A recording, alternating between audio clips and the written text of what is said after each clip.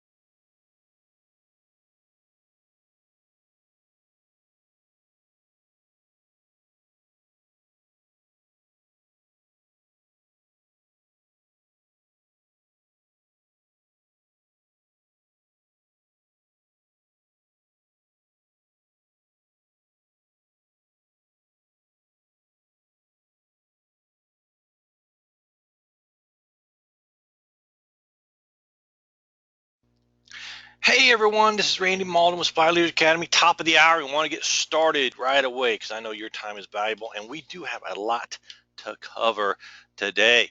Let's kick it off with this case study right here. And it's with the case study, let's start it off. George White is the supply manager for Western Hills University in Wyoming. White has just learned from the university's vice president of housing that after several weeks into a major contract for extensive building repair and maintenance, a small minority supplier was on the verge of bankruptcy. The vice president wants to meet in 2 days to discuss ways of saving this project and precluding future problems. The university provides faculty housing and student dorms. During the spring semester this year, a project was developed and funds encumbered to accomplish extensive housing renovations to include some new equipment, general repair, new carpeting, and considerable interior painting. The university's policy manual requires that a percentage of all contracts be awarded to small minority businesses, and Mr. White and the supply management staff have a strong record of supporting the minority and woman-owned business enterprise policy.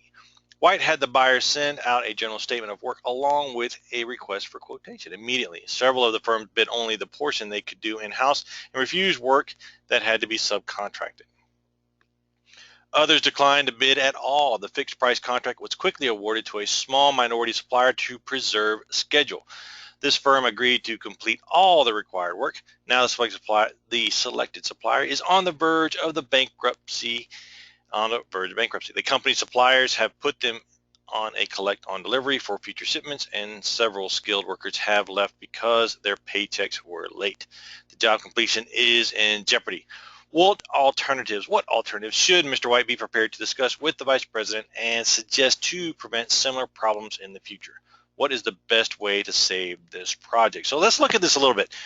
And a lot of us can relate to this in that, we've been tasked by our executives to get a project done a certain way, either it be a minority, woman-owned business type thing, a socioeconomic set-aside, or a specific vendor that they want to work with for whatever reasons. We've been told by hire to do it. And now that has come to fruition and that particular company is failing for some reason. And, it can happen. So now we got to figure out not only how to save the project, but also then how to prevent it from happening in the future. So, just go ahead and just type in the box there, just think about these discussion questions and we'll type them out and we'll call them out. And, should the supply manager have avoided using a small minority business for the entire job? That's a great question. Is, socioeconomic set-aside, is that something that's really important to a company, a university, a public institution, a private organization? What do you think? Is that something that's important that we should be doing? I think it is. I think it is because small minority businesses, small woman-owned, small veteran-owned, any small business out there brings a lot to the local community. For every one job created in a company, 12 other jobs are created in the community. When you think about the groceries, the gas stations, dry cleaners, laundry, all those different things doing that. So, it's definitely something we need to do. It's not something we want to avoid. We just want to make sure the right businesses are involved. Just because they're a small minority business doesn't necessarily mean they get the business. They have to earn it and show value above and beyond what is expected. Let's look at number 2. Should the job be rebid in smaller pieces at this time? Well, it depends. Time is driving things, right? Time is driving us to get this job done. So if you go out for more smaller pieces, different bids, it's going to create more time and, it's still not going to make the job better, but it could work. So that's something to think about. Now, what will it take to save the job? Now, first and foremost, I think you got to bring the vendor in and talk to them and say, hey, where are we? What exactly is your real situation, and how can we help work this out? That's number 1. Figure out what the real situation is. 2, had they thought about it, they could have used a bid bond or some type of bond, performance bond, to where if something like this happened, they had the money to get the job done. Okay, that would have been a performance bond in there in place. And we'll talk a little bit about some of that stuff. Was the statement of work prepared in a consistent and clear manner? Yes, I don't see why not. It doesn't say that the job was completely crazy or unexpected. It's something that, they could have done. So it's not something that was, outlandish or the requirement wasn't clear. So they should have been able to do that. Should there have been a bidders conference with a tour of the facility to be refurbished? I think absolutely. If there wasn't one, there should have been one. This is where vendors get to see the real work so they know exactly how to do the job. So this is something that we want to do. Should each bidder's capability have been investigated before releasing the request for quotation? That's a possibility. It's one of the things you want to do on a regular basis, do your vendor rationalization, so you make sure that you only have capable bidders involved in the company, involved in what's going on. So if they're not capable of completing the work, they're not even invited to submit a bid. So that's one of your qualification steps. Must be a business that is able to perform jobs, have performed similar jobs of similar size and scope in the last 2 or 3 years. Any number of things you could have put in your requirement in your RFP to make sure only capable bidders were provided. If the supplier's financial status was somewhat precarious, should milestone payments have been considered? Couple ways to work it. I think a project plan with release based on performance is always a good thing. That's just Randy's opinion. So, laying that out, but it has to be very clear when the vendor is going to get their money so they can plan accordingly. And then most importantly, especially if it's a small business, that payment cannot be late. Because if it's late, it puts that small business in jeopardy, and something like this can definitely happen. So, consider that when you start looking at these things. Is this something that we want to do? We want to have better things. And I would say one thing that could have saved this is a bond of some sort, either a performance bond, which then basically says if they couldn't have done the work that they would have performed, there would have been money to get the job done anyway. So that's how we want to kick it off today, is with a case study just like that. So you get right into the heart of the matter of applying this stuff, contracting and negotiations. Welcome, welcome, welcome. I'm so glad you came here tonight so that we could go through and learn something about contracting and negotiation. As I said in the description of this webinar, it's the basis for strategic sourcing. It's where things started. It's something you can take right now, today, tomorrow, back to the shop and start showing value in what you're doing to your organization by coming to training like this on your time or at work, depending upon what time zone you're in. And it shows that you're trying to do more for the organization. If you're having any issues, or any problems connecting, if you're watching the recording and you wanted to watch it live and participate live, definitely go info@cpsmtraining.com. And if you're part of our online training seminar where you're going to go through the entire curriculum for the CPSM certification. Every bit of it that we're going to cover tonight is just one step in doing that. So you would find this registration link for future webinars inside the members area, so you can easily register along with emails and those type of things. So this is not something, if you're not part of that training, you're not going to see this in the future. You'll see other trainings probably in a month or two. So, but if you want the full training, let me know and we will take care of you. Make sure you're ready for the next class. Give us a call, 877-680-0494 or info@CPSM Training. We will take care of all your logistics needs. Now, before we get started, I want to share with those that are part of the training how to access and what's going on. So what I'm going to do here is show you our virtual classroom. And how I do that is I go over here, and now you get to see all the GoToWebinar stuff that we're going to see here. And then say, Randy, how are you managing this class? What's going on? So this is what I see on my side. Okay, I've got a control panel over here. Okay, so I'm able to show my screen. I can show you which different screens I can have. You can see the other ones, all different kinds of stuff there, so you can see those type of things. There's a question mark here, so you should be able to see this in your panel as well. Questions, you can actually ask a specific question that is different than what they have in regards to, make sure you can see that. Oh, no, you can't see that. All right, let's try this again. Let's come back over here, right here. All right, let's see if it reset so I can see that. You can't see that. Now you can see it. Okay, right here is questions. So you see the questions. You can go ahead and ask a specific question. That pulls up as a specific question that you can see, and I can answer that question specifically and not get wrapped up into the chat that's going on in the chat box, which you see right here. This is our chat box. You can see right here, and so if you have any comments, questions, go ahead and type this into the chat box. I'll as I recognize those and see those, I will answer those. If you want to do a private chat, just send it right to our staff and we'll take care of it there. That way we can take care of you specifically. And then you can also see we've got several people here, more coming on the way. We got great thing tonight here. So that's how we'll communicate during the training. And then over here you got all kinds of good information. One of those things right here is a poll. Let me go ahead and launch this poll so we can participate. I want to find out how is everyone today. So let me launch that poll. Let me know how you're doing. Go ahead and answer that poll. Exactly. Are you amazingly awesome, excellent, good, okay? Not really sure you need another drink. I'm not sure. Almost Friday. It's Tuesday, long weekend. Whether or not you came to work today, I'm not sure either. So, ensure that you have a great time, and always make the best of any situation. No matter how bad it is, it can always be a good situation if you just look at it in the right way. As I can see here, not many folks need a drink, which is good. This is good. So let's go ahead and close this out so I can show you the results.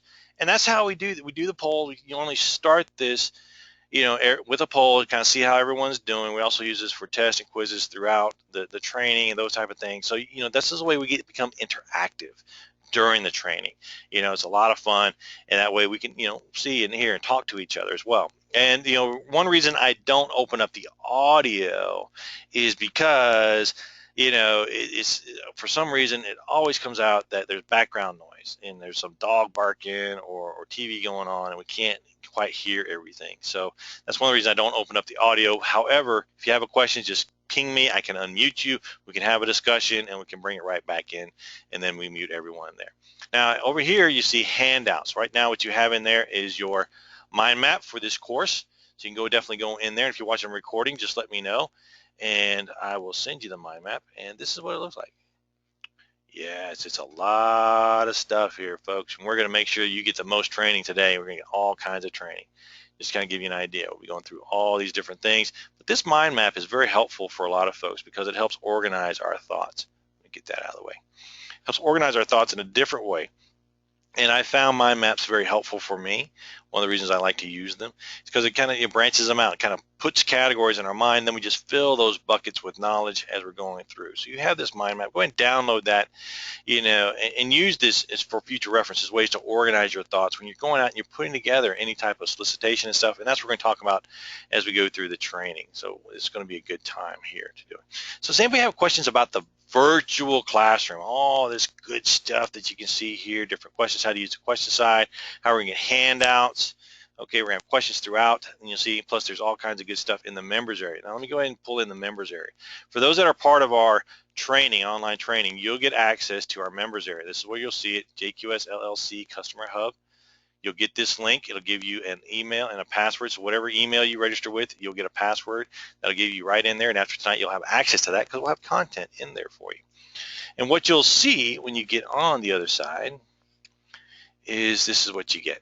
You get all the CPSM exam 1, 2, 3, 4. You get all the tasks here. We go over through the strategy, and we go through exam 2 and exam 3, and all of this is loaded, ready to go with content from our last course, which we had a great time doing that. As you'll see here, you get videos, questions, you get more handouts.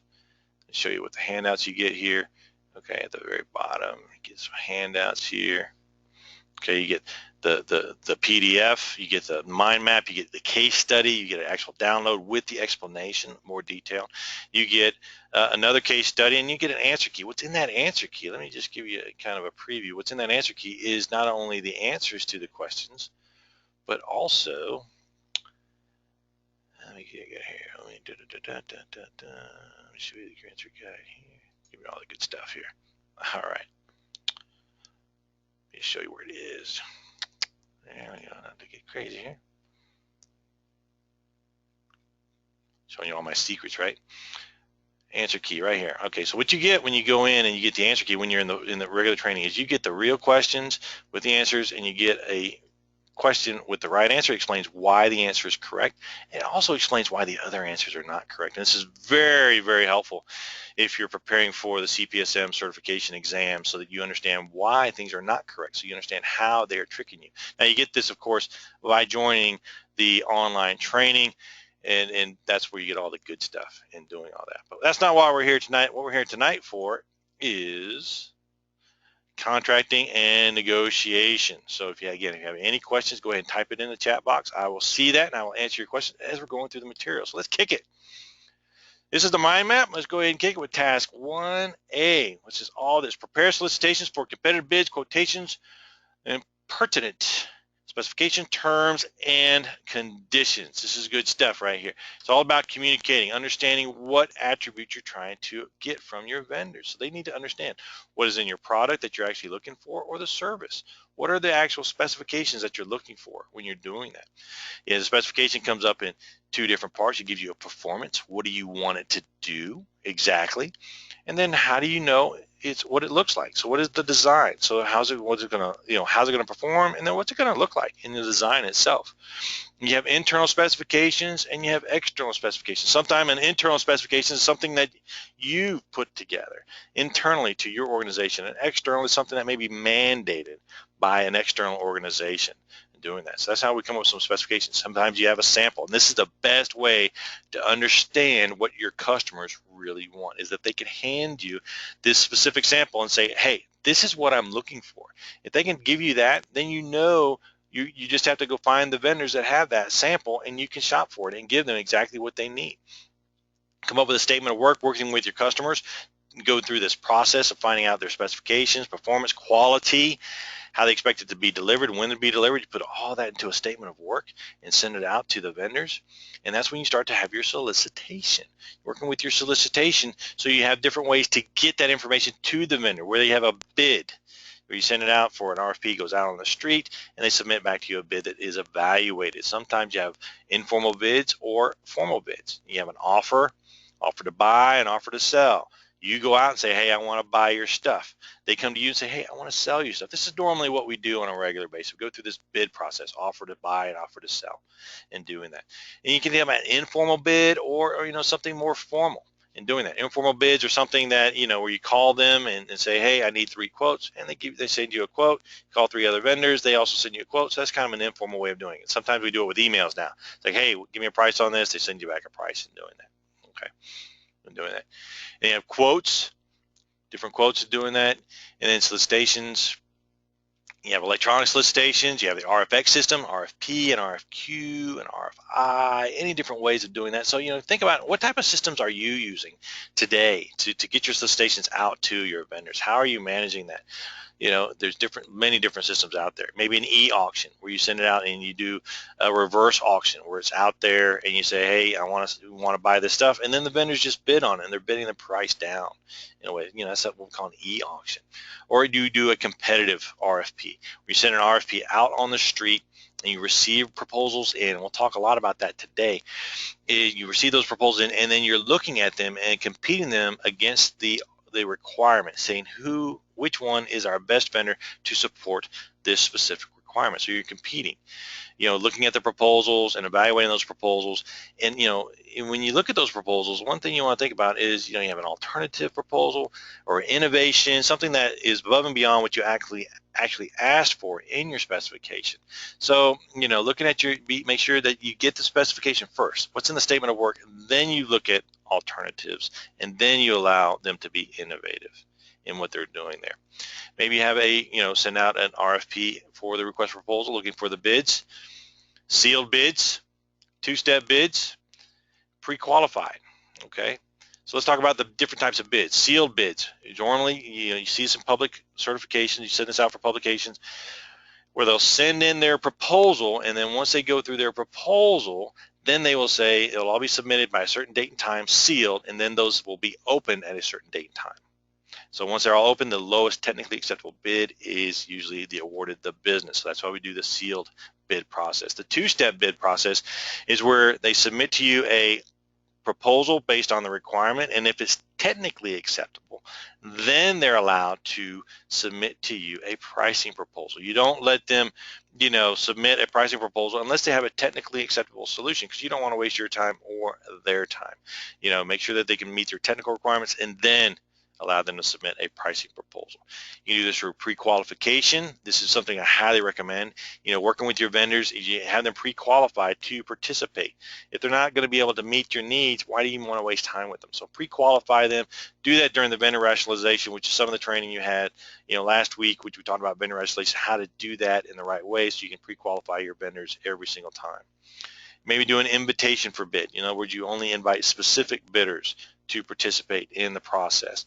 If they're not there to participate in the process, that a certain company can do it, you invite them. If they can't do it, they don't get an invitation in doing that. Okay, competition, always competition. Sometimes you may restrict that competition instead of being an open and formal competition. Why would you want to restrict competition? Again, it goes back to having specific companies that can perform the job. Those are the ones that you then say, oh, only these type of companies are going to participate. Another time you may restrict competition is that you're going with companies that are minority, woman-owned, veteran-owned type businesses. Then you restrict it only to those folks. Then they're given that opportunity. And then the big boys, the big corporations aren't allowed to participate because it's been set aside for the small business to do that. Okay.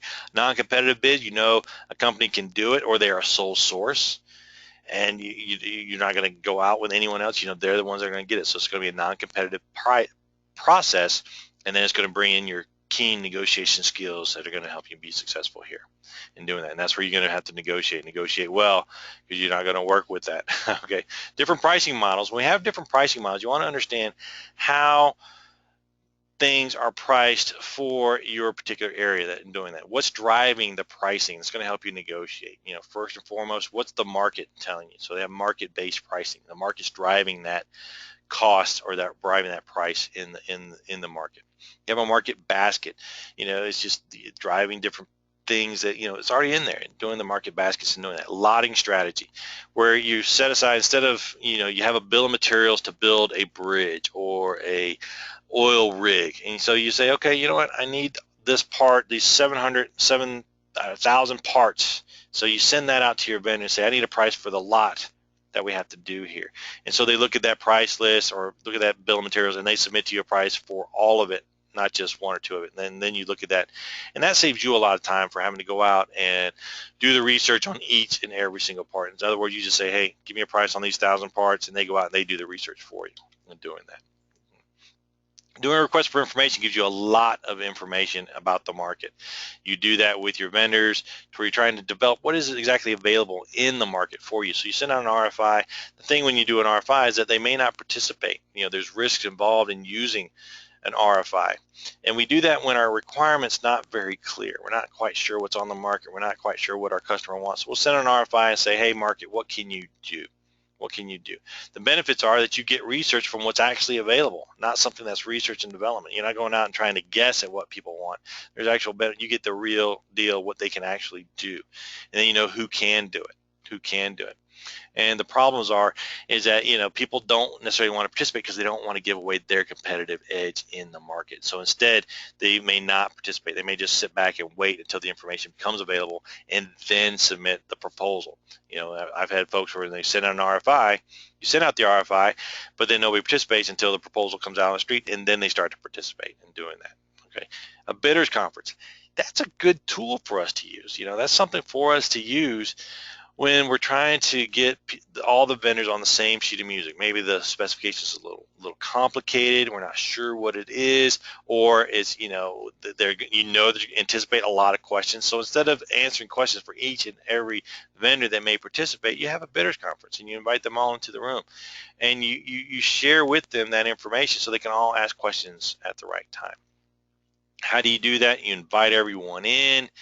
And better, let me share with you a story how we did it. We were going for a human resource system and we were doing a bidders conference. And the reason we did that is because we wanted all the vendors in one place so they clearly understood what the requirement was. So we had 4 big vendors. They came in. These were big companies. They came in and they all sat in a room and we sent out a rough draft of the proposal and said, hey, this is what we plan to put on the street so you guys can bid on it. And they all showed up and they had their very specific questions. And what was really interesting about it is that 2 of the participants didn't ask a single question and the other 2 asked a couple questions. And then at the end of the conference, 2 of those vendors that did not participate and have questions, they dropped out completely. So how you do it is you have them all come to one place, you have them ask questions, you give them proposal, you have the right participants in the room, make sure they're qualified and are able to participate in your RFP so that you get a clear idea of what's going on in doing that. Okay, and then you have your solicitation out on the street. And then when you have a solicitation, when you're doing this, the concepts is that you want to make sure is comparable and fair. Comparable and fair. What does that mean? You want to be able to compare apples to apples to apples to apples, not apples to oranges. That doesn't make sense. So when you send out your RFP instructions, having very clear ideas on where you want this to be set up and how you want it to be set up, like where you want your technical section, where you want your pricing section, where do you want your business information, where do you want all that put together, and we'll do it. So it's easily found. You can find your information when you need it. You don't have to go out and do it again. You know exactly where your stuff is. You don't have to spend a lot of time doing that. Okay. Make sure it's fair. What I mean by fair is that you're not giving away proprietary information about the competitors. You're not doing that. Okay. And that's where the ethical piece in there is that you have a good turn-in time. It's all due at the same time. You don't accept late bids. You don't accept bids that are incomplete or non-responsive to your needs. And that when it comes to ethical situations, you don't share information with the other vendors so that then they get an unfair advantage in the competition. So that's where the ethical comes into the RFP process. The procedures are: you have your RFP, you send it out on the street. They have a few days, 30 days, 45 days, 60 days, whatever it is for you. They submit to submit to you an RFP, then you receive it at a certain date and time, then you review it to make sure it's complete, and then you evaluate it for completeness, and then you evaluate it for its ability to meet your requirement in doing that. So the format's clear. Everyone know what the format is. Content is very clear, so everyone submits the correct content. This comes into play when you look at, especially when it comes to pricing, exactly what they're submitting their pricing on. Response time within 30 days. What's the fastest response time you've seen? 3 days. The fastest I've heard is 24 hours. But that was with a well-synchronized supply chain throughout that. So the longest I've heard has been 6 months because it was just complicated. It took time to do it. So you want to make sure it's a fair response time based on the requirement. Issue dates are clear and the turn-in dates are clear. You don't want to have anything turned in on a holiday or something like that in doing open closing dates. Okay. Now we have an application question here. So this is where we actually start to see some of the questions you may find as you start to prepare for the test. This is one of the questions. This is an application question. And when we have an application question, this is a lot of what you see in the first exam is, how do I apply this concept? And this would be one of the questions, like a supply management professional requested proposals from 4 suppliers. Before any proposal was received, the project engineering department changed the project scope, which resulted in a change of specification. Which should the supply professional do first? A, B, C, or D? Should they call and email each supplier to advise of a change in specification, advising how long it would take for the suppliers to receive new specifications, and asking each supplier to respond immediately if additional time would be required to respond? Or B, ensure that the process is properly documented by writing a letter to each supplier advising of a change in specification, advising how long it would take for the supplier to receive new specifications, and asking each supplier to respond immediately if additional time would be required to respond. C, call an interim pre-bid meeting to discuss and clarify new specifications. Or D, ensure that all involved clearly understand the project by preparing and distributing another complete request for proposal package to each supplier. What do you think? A, B, C, or D? Go ahead and type your answer in the chat box there and let me know what your thoughts are. And just think about your own situation and what you would go through and what would you do? How would you do? What would be your highest priority at this point? Something's changed in the specification. What doing that? What would change? When something changes, you want to get that information right to your vendors as quickly as possible so that they know how to get there and what to do. Okay, great answer. The answer is A. A is correct. A is correct. A is correct because preparing a proposal consumes supplier resources.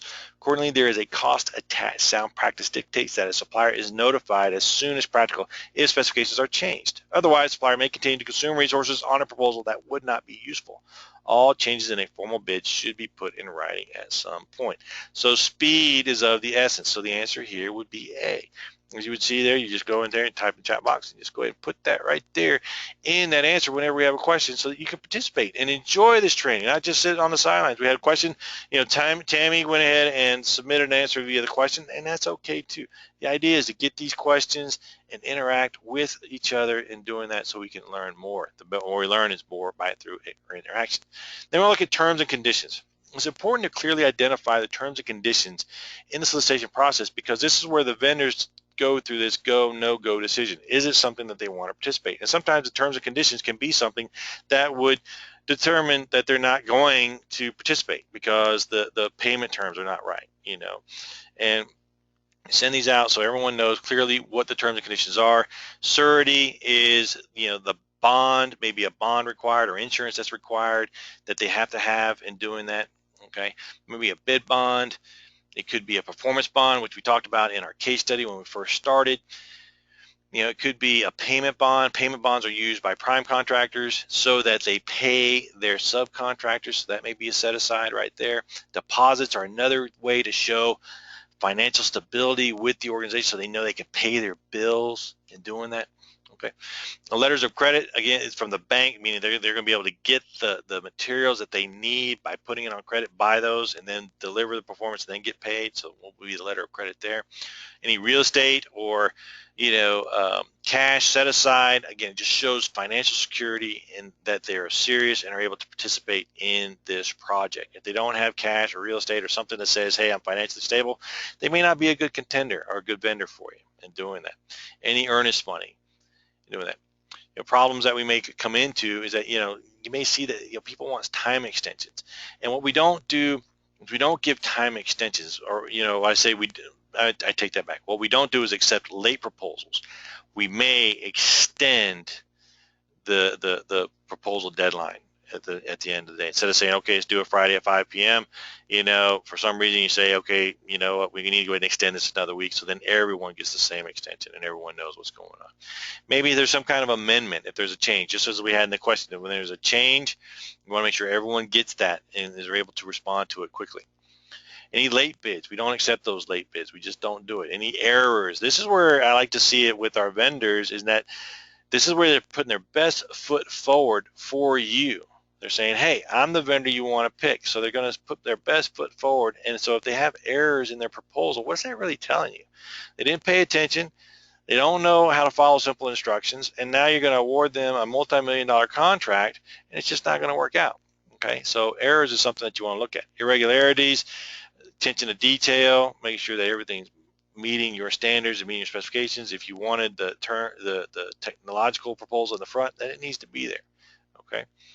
Anything that they didn't propose, that you asked for specific things, then they didn't include them. Why did they not include them? They not understand, or are they trying to hide something? One of the things that I like to bring up here is that when you talk about shipping terms and conditions, Incoterms, making sure you have the right Incoterms set aside for you so that you're able to compare it. Some of you may get an awesome price. And we had someone in our live class, they got an awesome deal from a company in India, and it's still stuck in brokerage today because they didn't have the right Incoterms. That as soon as it left the dock, it was their job to get it out of the country, shipped, and delivered, and they didn't know how to do that. And because they didn't know how to do that, they were stuck. So thinking about omissions, make sure that you clearly understand what you need to have. Conflicts of interest. Conflicts of interest are when you have someone that is personally involved with one of the vendors. And what's going on here is that because they're personally involved with the vendor, it could be a brother, mother, father, husband, brother-in-law, cousin, third cousin of some sort, and that they may potentially influence that decision. And you want to make sure you are above reproach no matter what, even in the private sector, not just public sector, but also the private sector. So if there's a conflict of interest, somebody in one of the vendors, you have to disclose that, get that on the table so that somebody in management can make that decision. And if you're in management, it needs to go above you, so that there's no way anybody can say that this decision was based on your relationship, not based on the best interest of the company or the organization in doing it. Protests are more or less more heard of on the public side. This is where vendors kind of tell on each other, and they say, hey, you didn't award this contract in accordance with the evaluation criteria you put in the RFP. I want you to redo it again. Or now the contract requirements change so much because you've changed the contract that it's not originally, and had I known it was going to be this, I could have participated and given you a better bid. So that's what you see on the public side. What you see on the private side is that engineers have worked with a specific vendor and they made a promise. They said, hey, once we get this thing going, you're going to get the business, you're good to go, thanks for helping me. And then what happens is that when you do it right, because you guys are all professionals, you're going to do it right, it ended up going to the best value, which ends up not being that guy who was working with the engineer. And now the engineer is upset. They're protesting, not publicly, but privately, saying, why didn't you do that? And you have to tell them it's the process. We follow the process, and when we follow the process, we are successful. Everyone's successful and more profitable. So when you think about protests, you want to make sure that you are above reproach. Confidentiality, we don't breach proprietary information with our vendors or share information that is not shareable. We don't do that. We want to make sure we maintain that trust. We have the right security in place with the right security documents. Alternate proposals, again, you don't accept alternate proposals until you've accepted the actual requirement in the first place. And then after you've submitted and gone through the process, now you want to go through the debriefing process. This is where you go through and you say, hey, this is how you guys did a good job. We want to, you can do better here, you can do better there. But in the debriefing process, what you don't do is share proprietary information, why the other person won, and when they did win, why, what happened there. So you say that, they won on price, or they just had a better proposal, whatever it is, you tell them that, but you don't give away anything that may give them an unfair advantage in the future. If you're going to cancel a proposal, you want to make sure you do that right away, and then when it is canceled, that you notify people right away. That's why we look at cancellations, not necessarily a good thing, but if you have to do it, you have to do it. All right, you want to make sure that you do it right. Look at our procedure for cancellation and doing that. Okay, that wraps up task one. As you can see, that's a lot of information we got going on here. And you just want to make sure you understand how it all fits together, And just think about, and it's important to know this, is just think about when you've applied these concepts. And when you've applied these concepts, that gives you an illustration in your mind how to use it and how to see it. So when you see a situational question on the test, you're able to then apply that answer right away. Okay, so let's move on to task 1-A-2. Let's take a look at that. And this is where we're going to prepare for and develop strategies and tactics for negotiations, including our definition of roles and responsibilities of team members. So we talked about our RFP process, developing that solicitation, looking at that process, and then put it on the street and receive these things in, and then we're looking to negotiate with the vendor before we award a contract. We want to make sure we get into the details of exactly what we're going to get, make sure everyone's aware of it. So we're going to go through and negotiate. We're going to make sure it all begins with preparation. What are your objectives? Whenever you go through negotiation trainings, the first thing I'll tell you is prepare, prepare, prepare.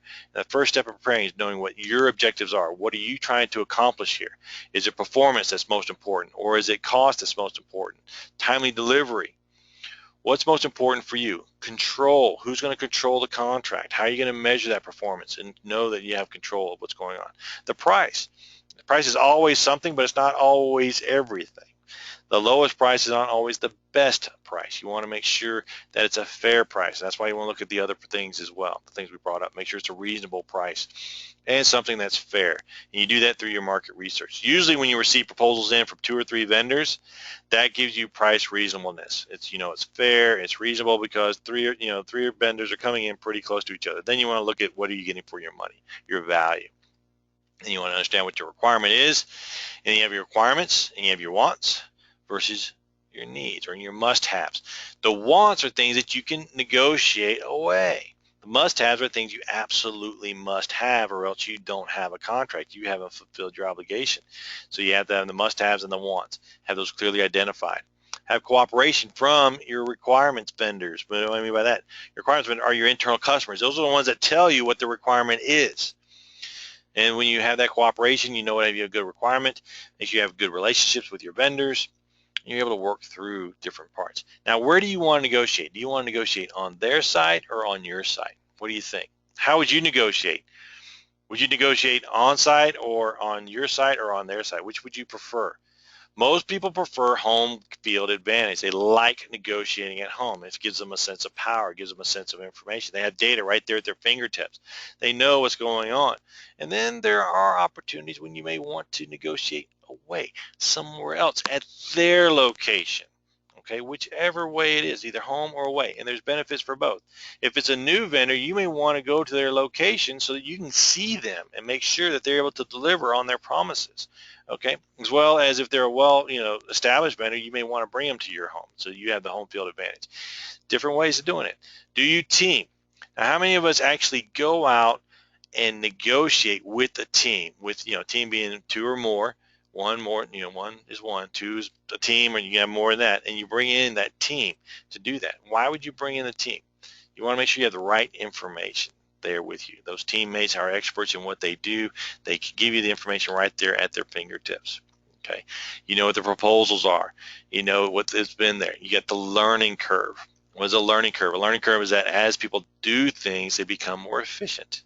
Okay, so that's kind of information you want to have when you go into negotiation. What are the learning curves involved here? What are the backgrounds of the different people in the room? Not only their technical backgrounds, but their personality backgrounds. What kind of person are they? What kind of information do they need from you to make a decision? So you want to look at those backgrounds as well. Social media is something that they bring up in the text, in that social media is a great way to get more information about the company. What's going on in that company? What are they saying in social media? That's why if you have a company and they use social media, you want to make sure that they have a social media policy, that they're not giving away too much information, giving away information you need to leverage to negotiate better. Now, on the other side, there are companies that have all kinds of social media going on out there. So they're out there negotiating. They're looking, and you can go get that information and use that to help you develop your thing. What are your expectations and what are their expectations? How is this going to work? How is it going to be in the communication side of it? What are our expectations and our performance, price? How are we gathering all this information, knowing what our position is in the market? Again, this is all preparing for negotiation. Lots of different things you need to know when you're actually preparing for negotiation. It's a good thing. And that's when we do our analysis. That's our bringing our team. We're looking at things and we're analyzing so we understand what our BATNA is, our best alternative to a negotiated agreement. Know what the seller's position is. What are they anticipating? How are they playing this game? Going to what we call the war room and kind of war game things. Like, okay, what exactly are they trying to get from us and negotiate with them? How strong is their desire for the contract?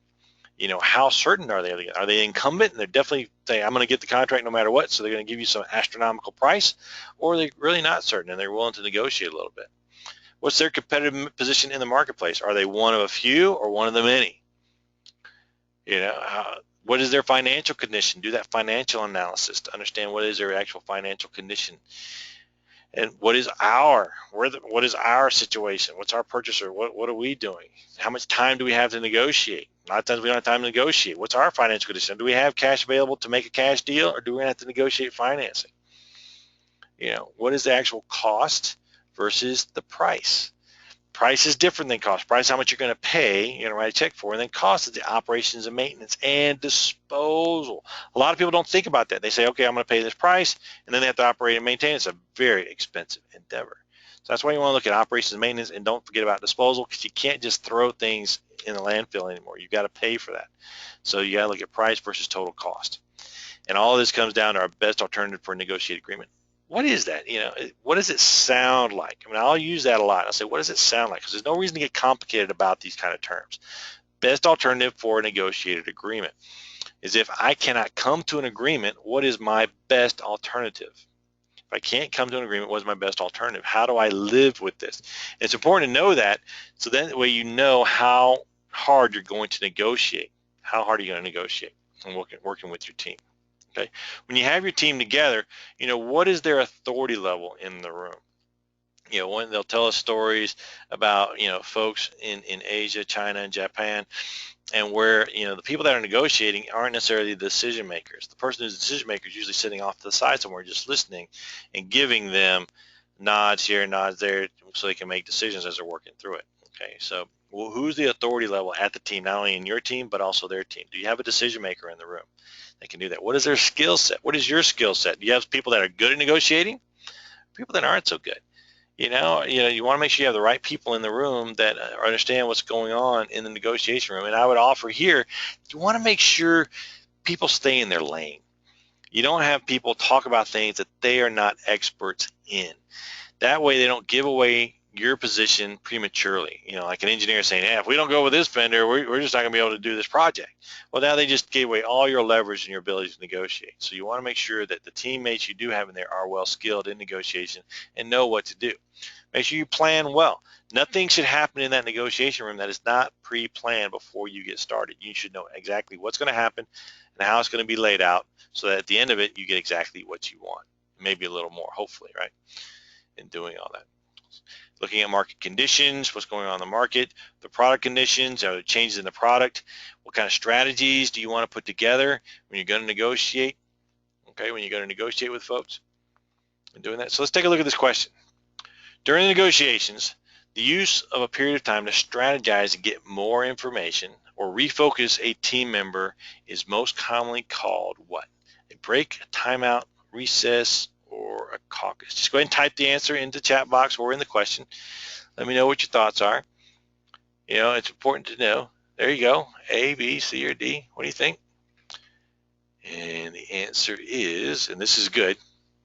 This is good. I'll tell you why it's good, because that's why I learned of a specific time.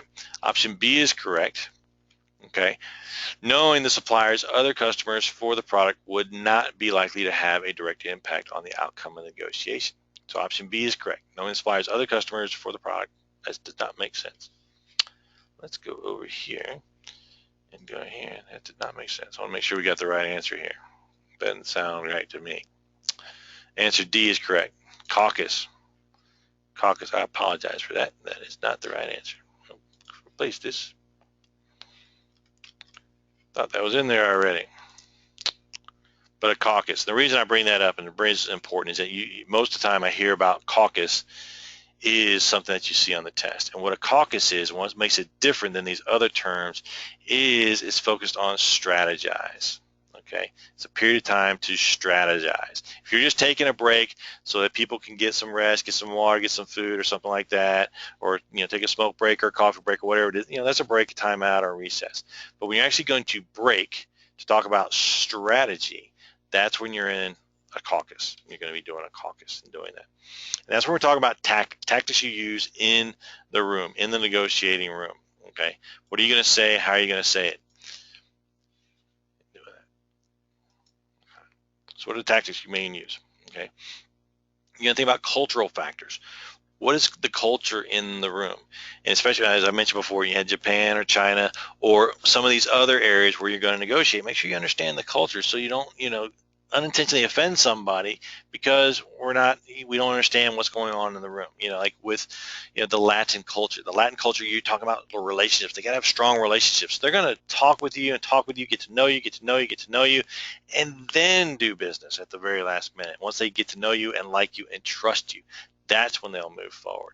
So make sure you understand the cultural factors going on. The fallback alternatives. That's when you have your wants versus your must-haves.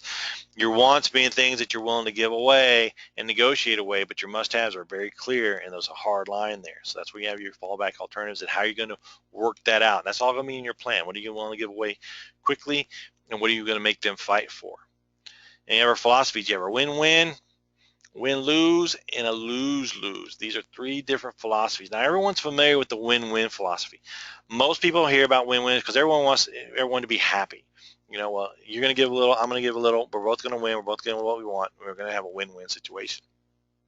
A win-lose situation is when you negotiate so hard that the other side, even though you win the price, you get the lowest price, next thing you know, they're out of business in a few months. So that's a win-lose situation. That's not something you want.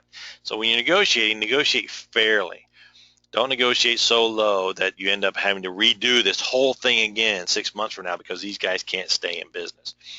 Then lose-lose is when, basically they're out for blood. You're negotiating, you're just trying to get the lowest price possible, and they're trying to get the highest price possible. You may see this when you have a breach of contract, so you have a lose-lose situation. Okay, and that wraps up task 1-A-2. Okay, you see lots of little details. Again, just think about it as a way, these are all different buckets. Okay, different buckets to look at, and you're just going to fill those buckets with experiences so that you can remember them on the test and doing that.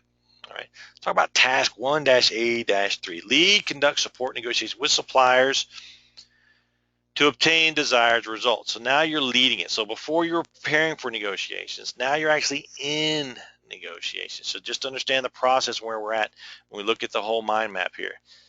Okay, just give a little bit more perspective. Here we're preparing the solicitations and figuring out what our requirement is, putting it out on the street, then we receive the proposals in.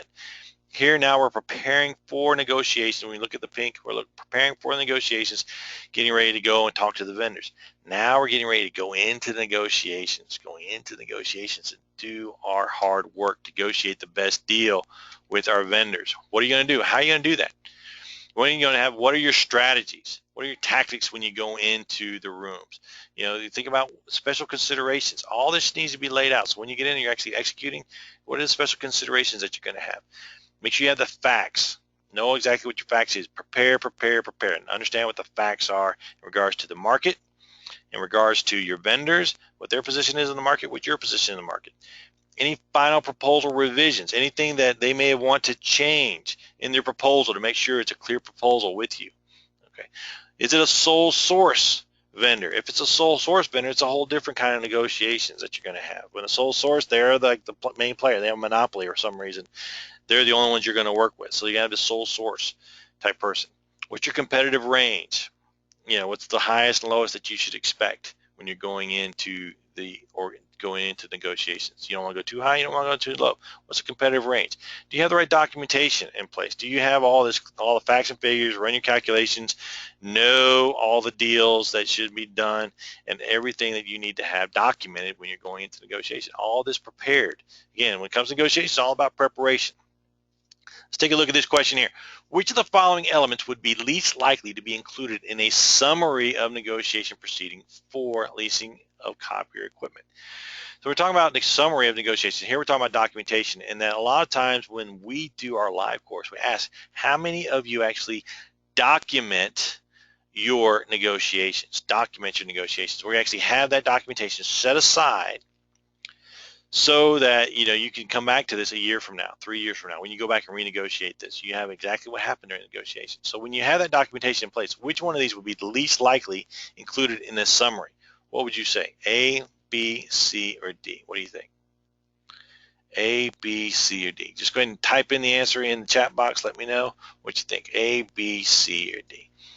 It's pretty interesting. The answer is actually D. D is correct, as it would be an unusual to include. D is equipment engineering drawings. Include the engineering drawings of the equipment to be leased in the summary of the negotiation proceedings. Why? Because we're talking about a summary.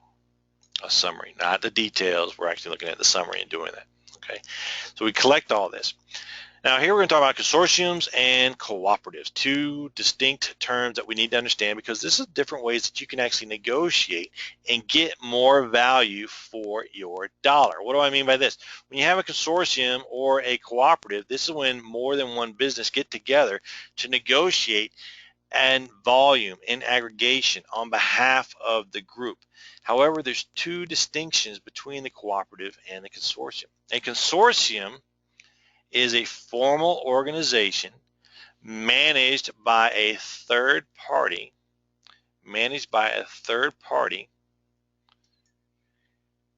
that has concerns about antitrust issues. A consortium is managed by a third party, a formal organization managed by a third party that has concerns about antitrust issues. Now, the reason you have concerns about antitrust issues is that antitrust issues are when businesses start to group together and it adversely or negatively affects competition. That's when you have a consortium, and you have to be concerned about that, because when you have a large consortium of businesses working together, they can say, hey, we're not gonna buy from that vendor over there, which is illegal. Okay, that's boycotting, and it's not allowed. Or you say, well, if you buy from this guy, you have to buy from that guy. That's tying. That's not allowed either. Okay, that's a consortium. Okay, that's why when that's not a consortium, you have to be concerned about those issues. Now, a cooperative is similar to a consortium. It's also a group of businesses. However, the cooperative negotiates as a group for special pricing, and then each individual business then goes in and purchases it on their own, and it's delivered to them on their own. In other words, if we negotiate as a cooperative for a special price, it's not mandating that I have to go buy a certain amount. It's just saying we've negotiated a specific price. Okay, so each one of us then goes and buys our own. Think of a Sam's Club or a Costco. That's more of a cooperative, where they've gone out, they've purchased it, but you, the members of the cooperative, go in and buy what you need when you need it. Okay, that's one way to look at it for a cooperative. The differences in technology. There's changes in technology. What's coming down the road? When you think about technology, just think about Blockbuster. And if you don't know who Blockbuster is, that's because they're no longer in business, because they failed to change based on technology. So you want to be aware what changes are going in, what are happening in technology, that you're not buying something or working with a company that's not going to be viable in the near future. Okay, in doing that. Internal technology, what do you have? And then their external technology. Here they're talking about your ability to work with the company. What do you have internally to work with them, and what do they have externally? Is there going to be some kind of special agreement or special technology that you're going to need? Okay, that wraps up task 1-A-3. Now we're getting ready to go into this big one over here. Okay, this one we're going to go into, and then we're looking at developing the contract and doing that. Task 1-A-4. We're preparing and or issuing the contract. Okay, preparing and or issuing the contract or purchase orders. This is where we start to prepare the contract. This is where you also have a law degree, whether or not you actually do or not, but you're expected to know the ins and outs of contracting so that you don't put your company in jeopardy. Some of you may have the benefit of a legal team that can help you develop these contracts. Others of you are on your own and are developing contracts based on your own experience in doing that. So be aware of the contract. And that's what we're talking about here. What are the different elements of a contract? There's 5 elements of a contract. There's acceptance, acknowledgement, an offer, counteroffer, consideration, and legality of purpose. Okay. What these are by competent parties. Okay, so different parts of a contract, and these are the different parts. You need to have an offer with acceptance, with acknowledgement. Okay, that means they've accepted it, that they accepted the offer, that they have some type of counteroffer. So an offer, counteroffer, acceptance, and acknowledgement. Consideration is when they actually have, how much are they going to get paid for this job. Legality of purpose, and that you can't contract for something that's illegal. Now, this is an interesting story I like to bring up. In the state of Colorado, where in the state of Colorado and other states, California and other places, where certain drugs are now legal. Marijuana is now legal in these states. Okay, and this is just a topic for discussion, just illustrates the idea here, not wrong. So now you have a vendor who is selling a legal substance in that state. However, it is illegal according to the federal government. Is the lease that vendor has with the property owner a legal lease? In other words, this is a legal contract. What they're doing is illegal according to the federal government. However, it is legal according to the state. That just highlights the legality of purpose, and that you can't contract for something. It has to be something that's legal in the first place. It cannot be an illegal situation in doing that. Okay, so that's talking about legal party, and of course, competent parties. These are people that have the authority to negotiate for the company, for the organization, in doing that. So make sure the right people are involved in doing it. Now I have different types of contracts. This is one of my favorite parts to talk about, because most of us talk about the firm fixed price contract. Okay, you have oral contracts, and when they're acceptable. The reason when they're acceptable is when it's written, it's followed up in writing. Okay, and it's required. It's required when it's $500 or more. It's something of real estate, or it's going to take longer than a year to deliver. Now, are electronic documents legal documents? Absolutely. There's many mechanisms today where we have electronic documents that are signed electronically and work just fine. Statutes of fraud, that's where we were talking about the oral contracts and the statute of frauds, that anything that involves real estate must be in writing, must be in a contract. Anything that's over, going to take longer than a year to deliver, must be in writing. And anything that's over $500 must be followed up in writing. Okay, that's where oral contracts must be followed up in writing in doing that. Okay, being aware of that. Purchase orders. How many of us have purchase orders? Is a purchase order in itself a contract? Purchase orders are not in themselves them contracts until they are accepted by the other party. All a purchase order does is confirm an oral agreement, a formal agreement. Then once it's accepted, you have letters. Those are non-binding and not binding. These are what we call letters of intent, binding and non-binding. And we need to know the difference between a binding and non-binding letter of intent. And the difference is when it specifically says it is a non-binding letter of intent, then it is a non-binding letter of intent. If it doesn't specifically say it's a non-binding letter of intent, then it's a binding letter of intent. Okay, and why do we use those? All the time. It allows companies to go ahead and start moving forward because they know they have a letter of intent and they can expect to have some business in the near future in doing that. Okay. Letters of authorization authorize people to go ahead and perform on the contract. So we want to make sure they have that performance in place. We have letters of authorization. They have different types of contracts. We have fixed price contracts, firm fixed price. In other words, you have set a price for something to be delivered. The vendor has agreed to perform in return for that price, and if it goes over that price, it's on them, not on you. So that's what firm fixed price contracts are. Easy to administrate, easy to negotiate. Once it's set, it's done. You don't have to worry about it. However, there are more than one type of firm fixed or firm price or fixed price contract. Okay, and then we have a fixed price with escalation. This is where if the cost of commodities go up, things that they can't control, or certain index goes up, then the price of the contract's going up. This would be something that you would use when you rely on a commodity, something that's not controllable, something that's very hard to control. You'd have those contract clauses in place. Price redetermination would be something that where you set a quality level or using the learning curve. The learning curve is when things get better based on efficiency over time and doing it again and again. So therefore you would set up a contract where you would start the year with one price, and then at the end of 12 months you would have a price with redetermination. You'd go and do it again and say, okay, well, now you guys are more efficient, more proficient, or not, and then we're going to redetermine what the price is. Okay. Are there incentives? You have certain milestones that you're trying to achieve, so you'll incentivize those, or maybe certain quality standards you're trying to achieve. You'll incentivize those and give them an extra incentive to achieve those results for you. Remedies is when you've already pre-negotiated anything that may go wrong in the contract. So you may say there's a limit liability that you're not going to pay more than the value of the contract. You may say that it's going to go into arbitration, or certain costs are going to be a certain limit. You're not going to go any higher than a certain thing. Doing that, that's where you pre-negotiate those remedies. That's all in your firm price contract. You setting these things, setting them up so they can't come back and bite you later. We're controlling our risk with contracts. Downward price protection. So if the price of commodities go up, we have escalation, but if they go down, you want to benefit from that as well. For example, the price of oil has dropped significantly this year, and it looks like it's going to stay down.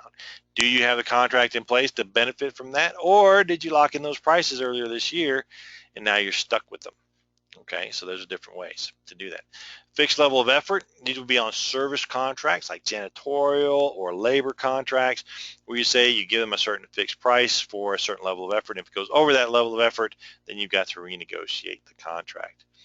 Cost reimbursables, this is the other side of contracts. This is when our requirement's not so clear that we don't want to worry about having the vendor price in their risk of things that are uncertain.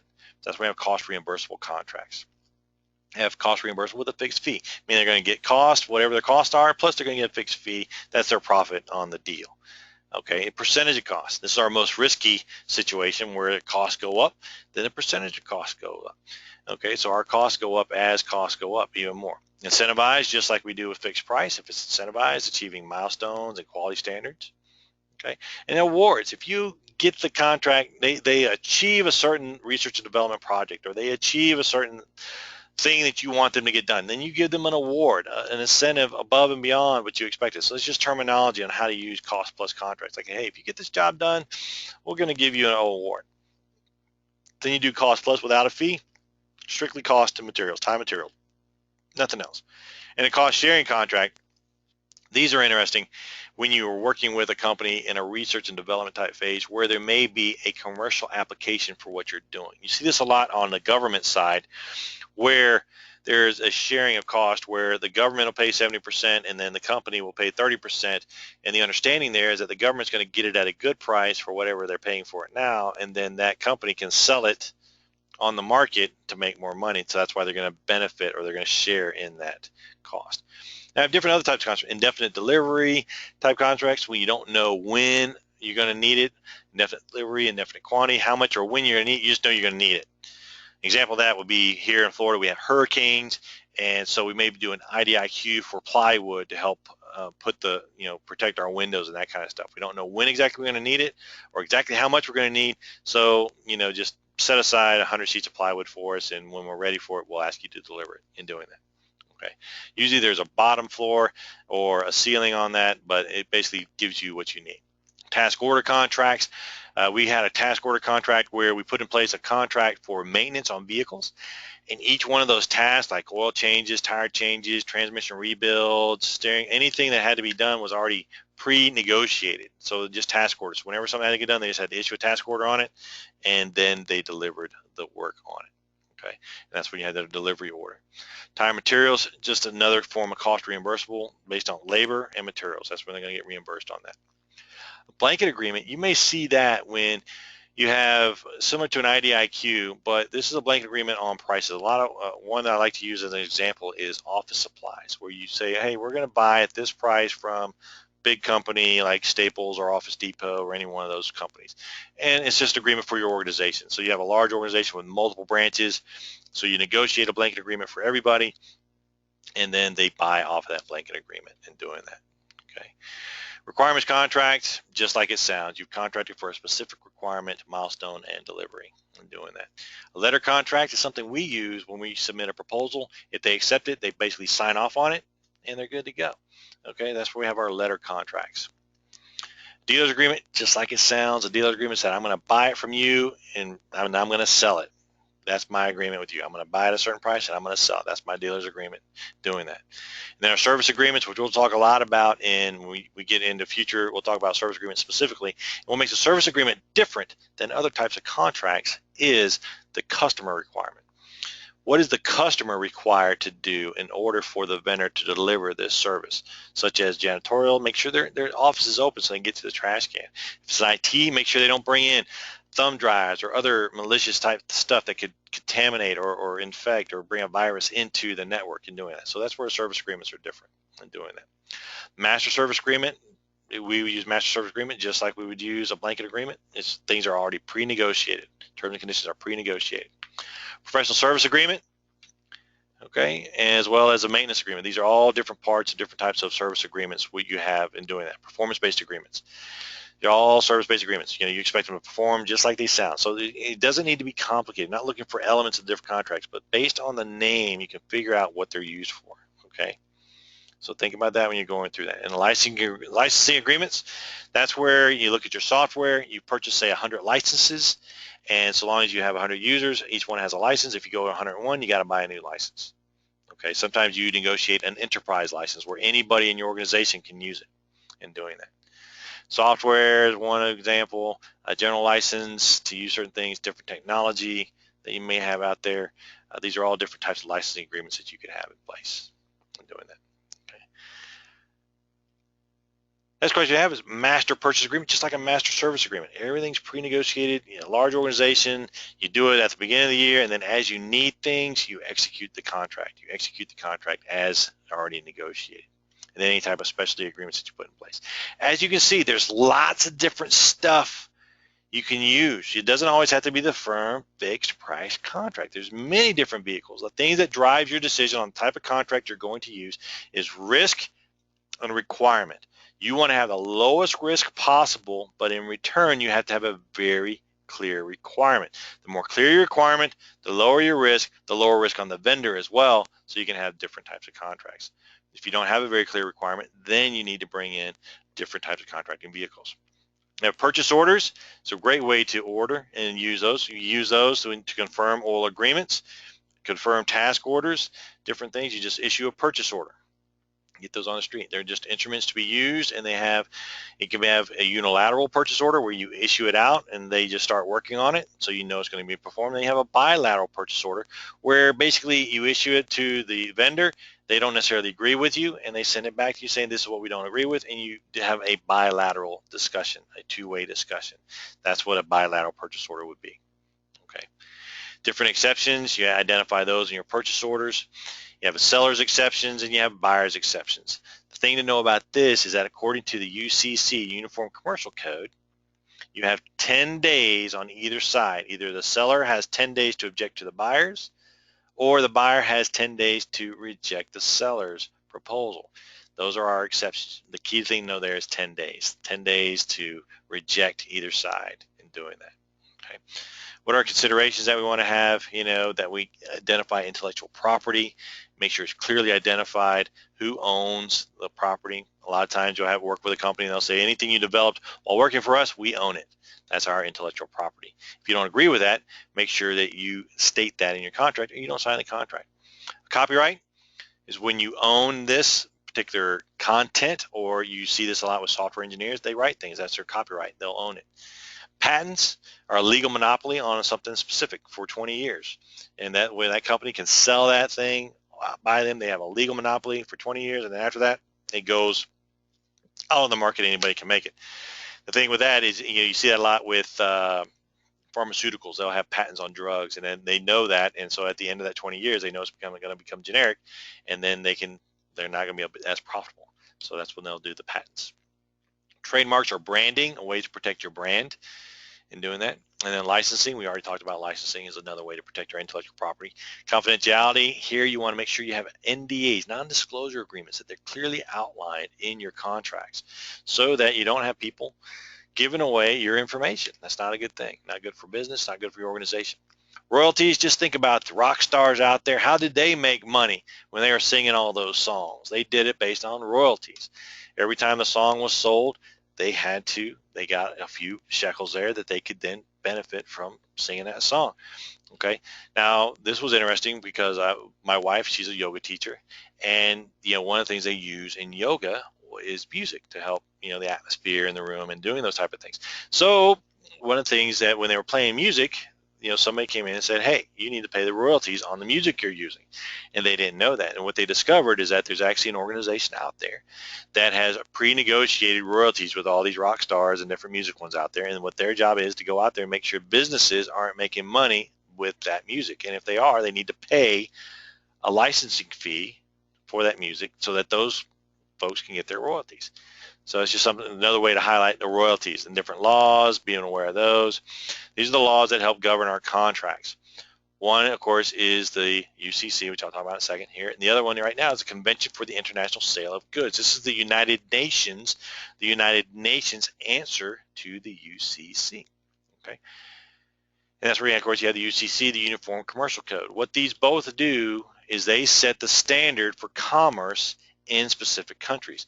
The thing to know differently is that the UCC, for example, is not uniformly accepted in all the states. There's one state in particular that it is not accepted in, and that is the state of Louisiana, because they are under Napoleonic code of law, not the common law that we are in the other states. So that's where the UCC is not applicable there. Same thing with the CISG. It is not applicable in countries who have not ratified this into their law. Even though the United Nations says, hey, this is how we're going to do business, if they don't ratify that in their law, they're not going to, put up with it. So they're not going to do that. So they have to follow it. So it has to be ratified. So if you're doing business overseas, that's just one of the questions you have to ask. Do you follow the CISG? If you're doing business in the States, know which states aren't following the UCC. Individual countries' laws, and make sure that you know what those are. The point here, and they'll talk about this with later on, is that as supply managers, we have to be aware of the different country laws that are out there, and that ignorance of those laws is not an excuse not to follow them. So we have to know what's going on in those different laws. Okay.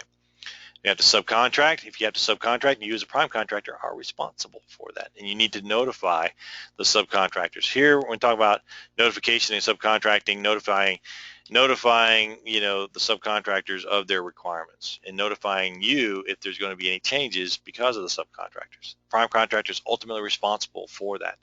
And what we'll see in our agreements is that, yes, the prime contractor may subcontract things only if we approve the subcontractor in writing. In other words, that we give our consent that this subcontractor is somebody we will allow to work on this project and doing all that. Okay, that's something that you have to put in your contract, or else they can subcontract all they want. If you don't put that in there, they're not going to do it. Notice of award, that once a contract's awarded, this is more for public purchasing. Politicians want you to know that they're doing good things for you in their local area. So that's when you have a notice of award. When you award a contract, it's a good thing for the public to know, good public relations, that people know what's going on out there, and sometimes publicly required. Insurance, you have an insurance requirement. If so, it needs to be stated. What is the insurance requirement? Usually it's a general liability and possibly even a specific liability that you require. What are your payment terms? Net 30, net 60, net 120, net 180. That's one I heard. I didn't believe it.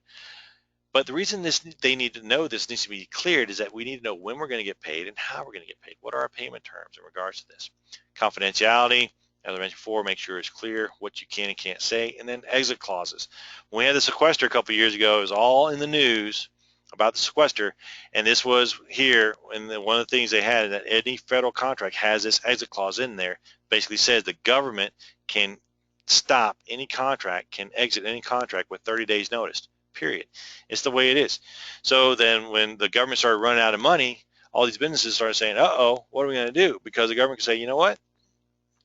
We can't pay you, so we're going to end this contract. So that's when they're going to get out of it.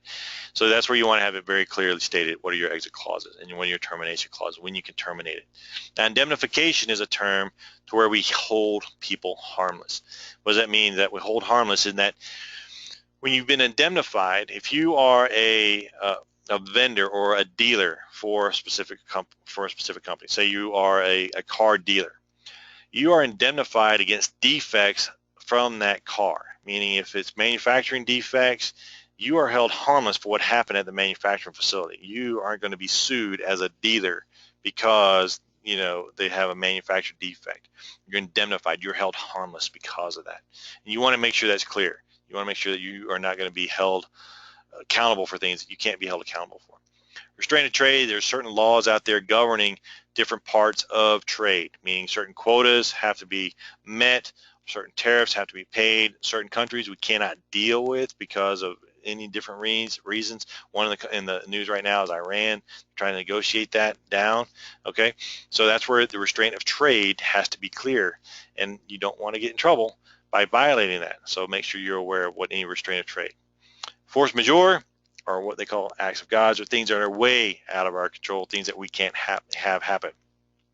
Last year about this time, we went to the University of Florida, my alma mater, go Gators, and we had a football game. Well, we had a football game, and there was a rainstorm. It rained, wasn't raining anywhere else in the state but over the top of the stadium. So much so that the Lightning forced the game to be canceled. Now, this hasn't happened in like 20 years. And because of that, my wife was wondering, are we going to get our money back? And I said, well, based on force majeure, I don't think they have to, because they did everything possible they could to deliver on that game, and they couldn't. They ended up giving our money, but this highlights that this was something that everyone did their part. Everyone did everything they could possibly do to deliver the result that they were looking for. But due to things outside their control, force majeure, they couldn't do it. So with that, they were able to, that it gives you an example of force majeure. And protest we talked about earlier, that's where people will say, hey, you didn't follow the terms of the agreement or the terms of the RFP, and we protest this. We want you to do it again. Now, source code escrow is very interesting. It's an interesting concept in that when you're dealing with software companies, it's something you want to include when you're dealing with software companies, and they're building things for you. You want to make sure that all the source code goes into escrow in case that company goes bankrupt or is unable to fulfill their obligations. You still have that code, so you don't have to start from scratch. You can just start from where they left off. That's why you want to use source code escrow. That's what it's used for. That's why you protect yourself doing that. And of course, security. We talk about security.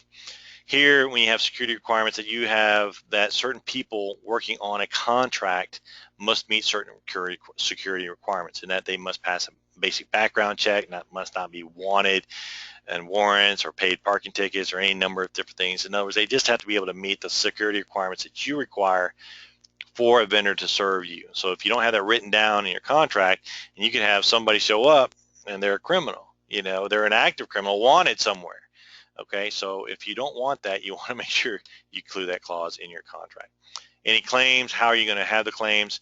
How are they going to be paid? Limitations of liability, as with all our contracts, the limit of our liability is no more than the value of the contract itself.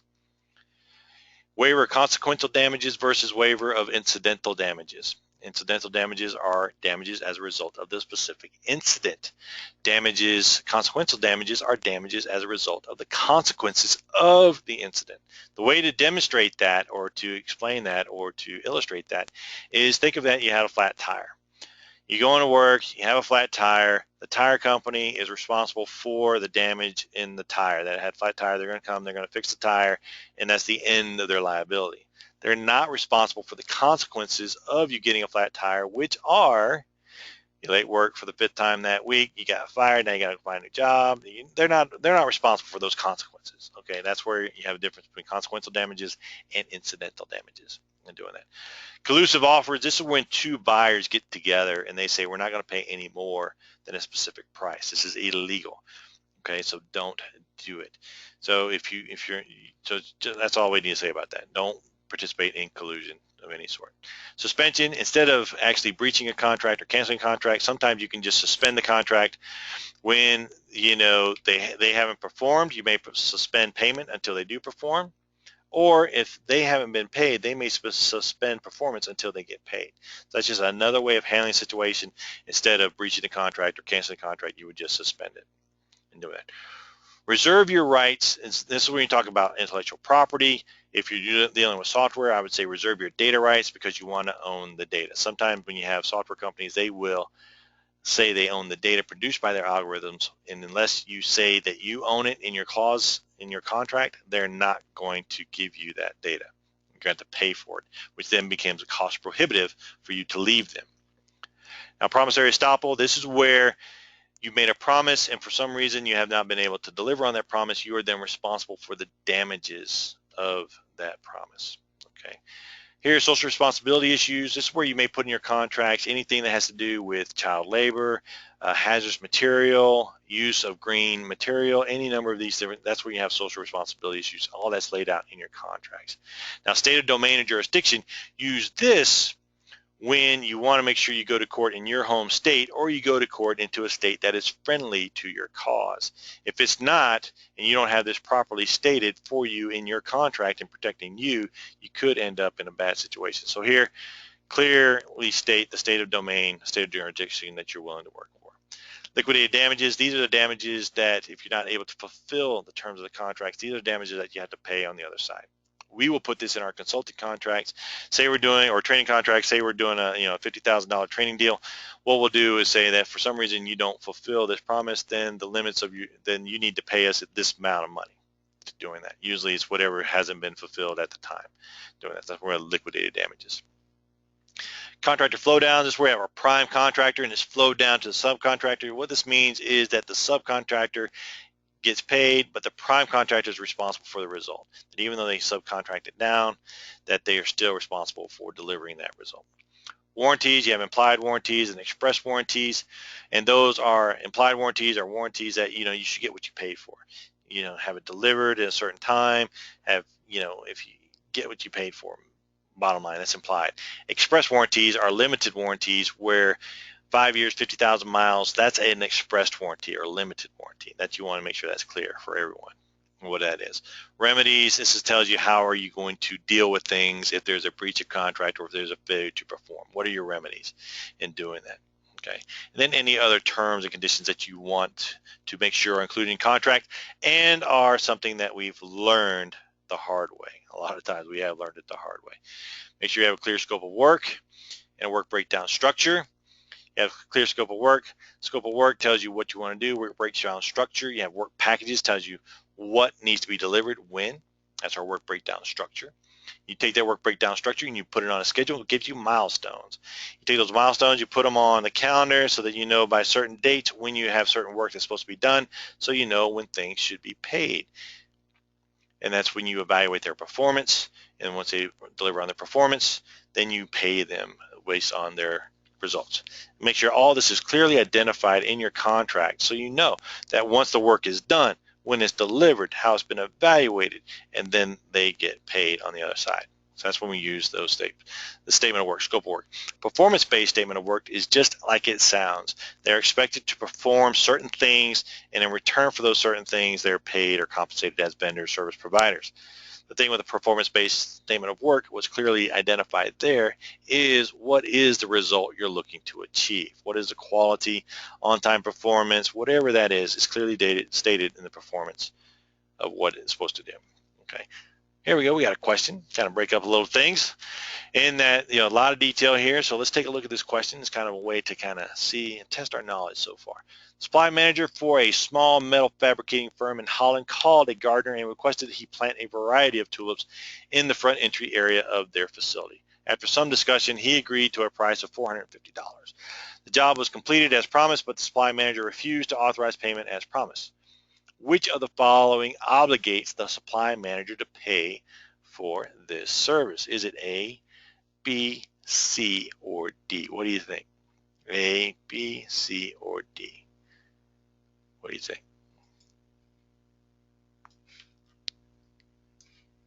A, B, C, or D? All right, let's take a look. Good answers. Good, good, good. Okay, maybe. Let's take a look. The answer is A. A is correct because if one party makes a promise, even orally, they cannot renege on that promise if the other party has acted in reliance to it. Just think of promissory. Okay, promise is the key word here. Doctrine of promissory estoppel, and they use the term promise throughout all this question. That helps lead you to the correct answer, doctrine of promissory estoppel. Just think of it another way. When you hear the words promissory estoppel, stop, delivered on the promise, so then they want damages. Just think of your own situation. If somebody promised you something, and then they didn't deliver, how you want to be compensated. You want to something for your time just to be because you were promised that in the first place. Okay, so think about that. Okay, so it's a way to remember it. A is the answer. Okay, that wrapped up the big section right there. Biggest section for the night, task 1-A-4. As you can see, there's a lot involved in creating our agreements. We went through and we prepared for the solicitation. We did the solicitation, then we negotiated. Now we went and led that negotiations. Then we built the agreements, and now we're going to administrate those contracts. We're going to task 1-A-5, administer contract purchase orders from award to completion or termination. So this is the other thing. A lot of what we do on a day-to-day basis is administer contracts. It's not hard. It's just how we control work to make sure that we get what we paid for in the end. and yet you want to make sure they're compliant with the terms of the contract. And if they're not compliant, there's financial responsibility on both sides, in that if they're not going to fulfill the terms of the contract, what are the penalties, as we talked about here in our terms, conditions, different parts of the contract, as well as who's going to get paid, how are they going to get paid, how are they going to get paid. That's important to know, that if I submit an invoice, how do I submit that invoice, and how do I get it approved so I can get paid on the other side. What are our administrative responsibility? One is to inspect what we expect, to make sure things are delivered, make sure we have appropriate supervision. A lot of times when we hire a vendor, we just kind of sign the contract and away they go. We have to supervise our contractors to make sure that they are able to deliver on our contracts. If there's any price adjustment clauses that they don't deliver enough, so then you don't pay them, or they deliver too much, so they need to get compensated for that. Price adjustment clauses. If they're due an incentive, you want to make sure that's there. If you're going to have the escalation or de-escalation that we talked about earlier, where the price of commodities are going up, they want the price to go up. If the price of commodities is going down, we expect it to go down on the other side. So we have look at make sure that we enforce those clauses. A lot of times we have contracts that are very much in favor of the vendors, and we don't put the teeth in our contracts to help make sure we can enforce the contracts. So that's what I would offer there, is that when you look at your clauses, make sure you have enough clauses in place to protect you. Administrative change orders, that if there's a change in the contract, usually you can do an administrative change order, but if you're going to change the value of the contract, it needs to go back out into the competition phase. Okay, I'm going to do administrative change orders. Contract terms and conditions, payment terms, enforcement of social responsibility issues, anything, terms and conditions. That's what we're doing here. We're enforcing those terms and conditions for the contract. And for those of us that do administrate contracts on a day-to-day basis regularly, document everything.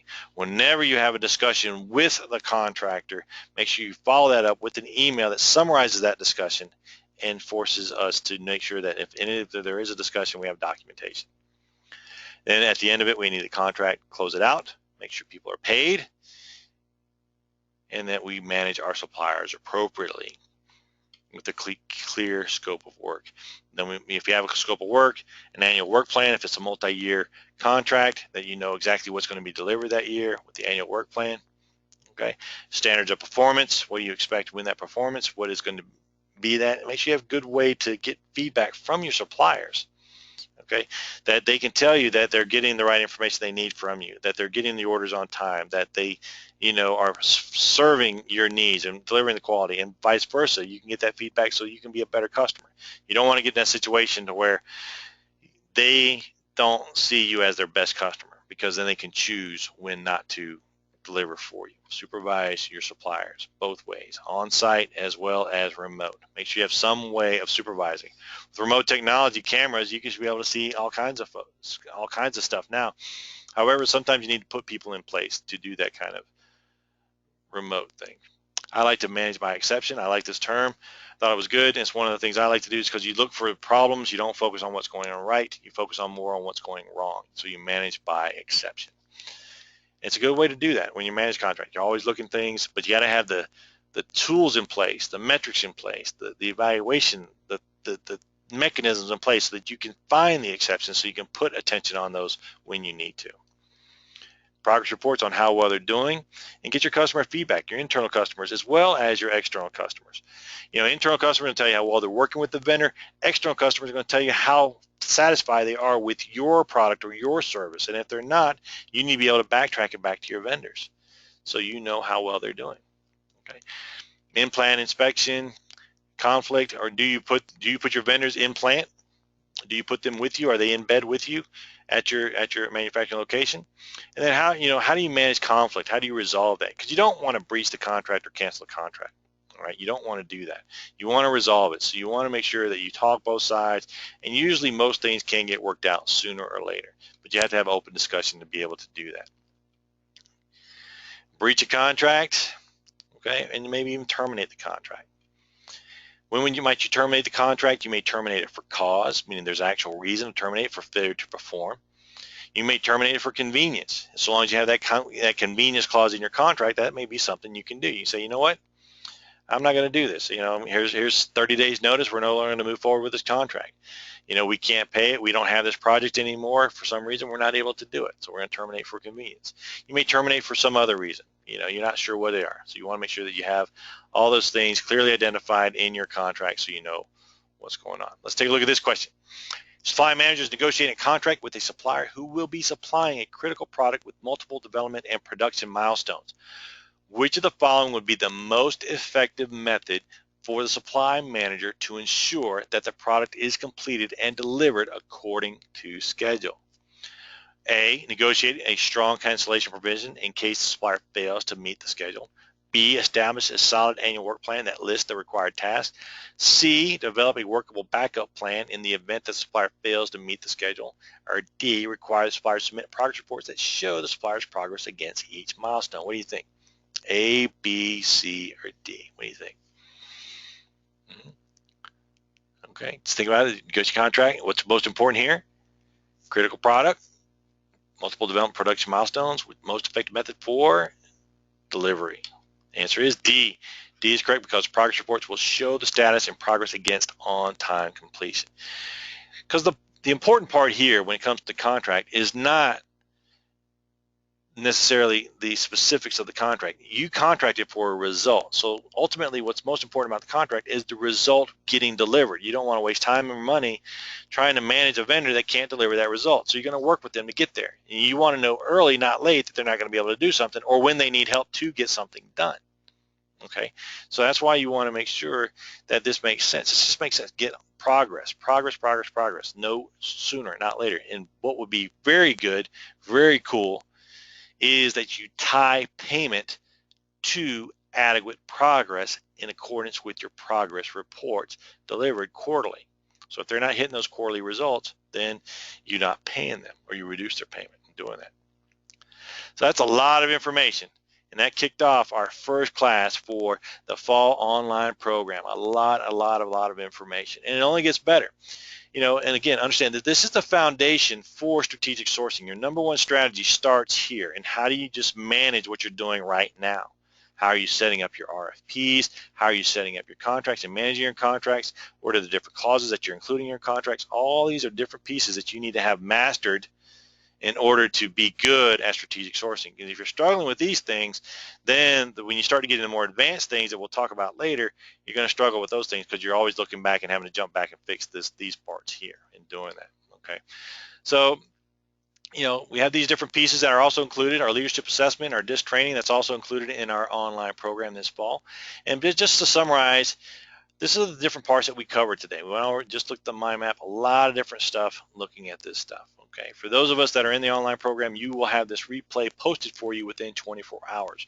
For those of us that are guests this evening, we look forward to seeing you in the online class. If you'd like to stick around, I'll go ahead and explain that to you so you can see exactly what's included in the online program that you can participate in this fall.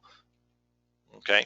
For those of us that are, done for the night, go ahead and, post your LinkedIn status. Just go to LinkedIn right now. You're on the computer because you're listening to me and I can see where everyone's active. Just go into LinkedIn right now. Look at this. Go ahead. Learning strategic sourcing at Supply Leaders Academy so I can be a trusted advisor to my organization. Great training, awesome classmates. Can't wait till next week. I look forward to seeing you next week. It's important to let people know that you are doing things in your professional development. They know you're out here. LinkedIn is a great way to communicate that to people because you never know when people are going to need experts. And supply chain management is an up-and-coming skill, which I'll explain as we start to talk about the online program. But before I do that, do you have any questions about anything whatsoever? If you have any questions, go ahead and type those questions right there in the chat box right here. Type your questions right down here. Or type your questions in the question box about anything we covered tonight. I know it's a lot of information, So if as you're reviewing this, you have other questions, go ahead and send me an email at info@cpsmtraining.com. I will happily answer your questions there. For anything, you go back and take a look at this and do that. Okay. For those of us that want to stick around, go ahead. I'm going to go into the virtual training, tell you what we got going on this fall. It's a lot of good stuff going on. Let me go ahead and set this up for us so you guys can see this and enjoy what we got going on here. Great opportunity for professionals in the supply chain world, because we have a lot of different things going on, and with the economy being as active as it is, the supply chain professional is absolutely critical in doing that. Okay, so our virtual training this fall, I know you have challenges getting to training. There's a lot of challenges. There's a lack of opportunity out there for you to get training. There's a lack of support, meaning your managers don't support you. They don't see it as a value added to their organization. That you're just that purchasing thing that has to get done. So you have to fight with that and get through that. In supply management, chain management is changing. There's a lot of things going on today that aren't going to, help you. If what you were doing 3 to 5 years ago is not what you're doing today. If you're managing purchase orders day in and day out, you're late. You're not ready for the new world, new supply chain, because they're looking for professionals that understand supply chain management to a key. They know a strategy, they know how to manage it, and thinking outside the box. They're thinking ahead and forward thinking.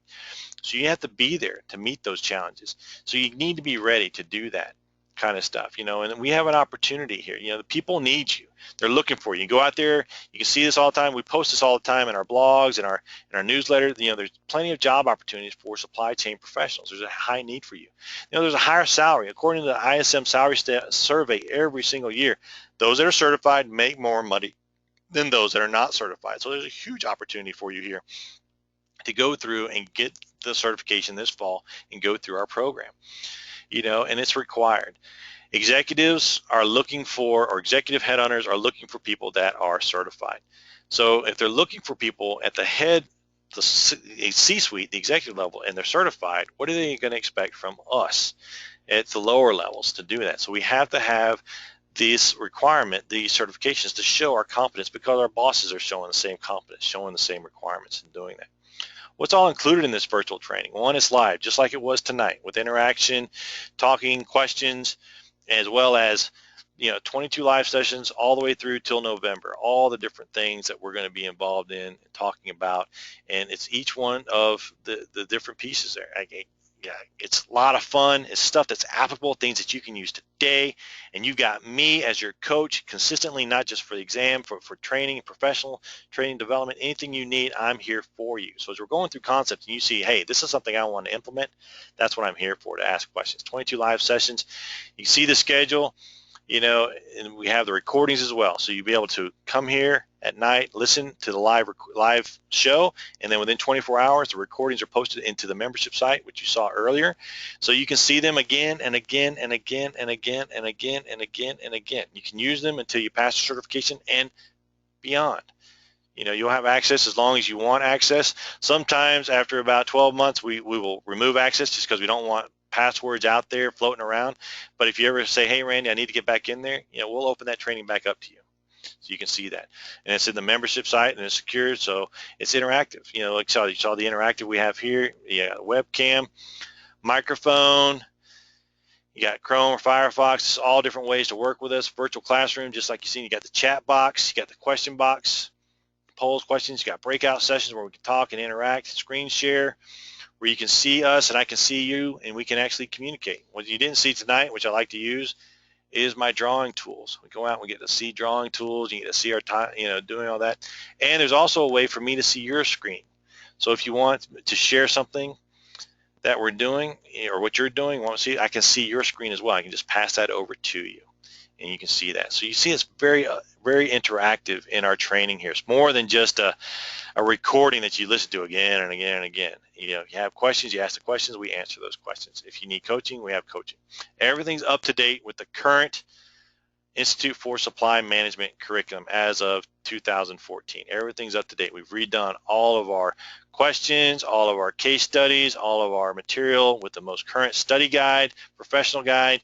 Everything is up to date. So you're not looking at old material. Everything's up to date for the current tests, the current exams that are going on right now. And doing that, make sure you got the right study guides, as I mentioned before, the ISM glossary, diagnostic tests, professional series, everything, mind maps.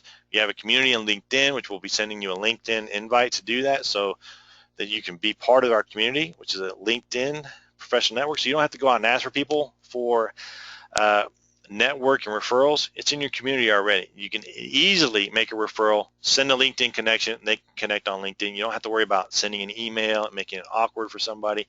They can go ahead and connect right there in that professional community in LinkedIn. That's where we have Supply Leaders Academy. It's very private.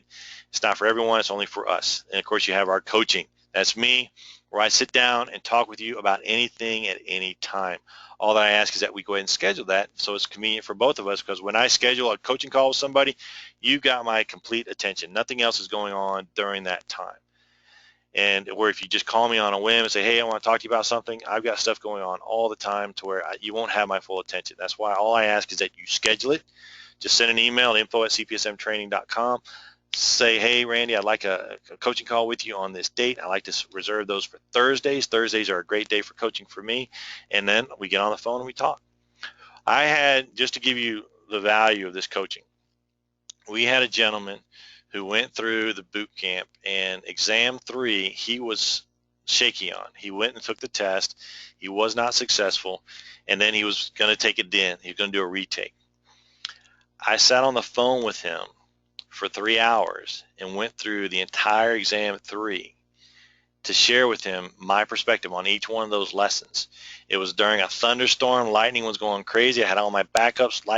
Power was flickering on and off, left and right, but I stuck on the phone with him, and he took the test the following week and passed in doing that.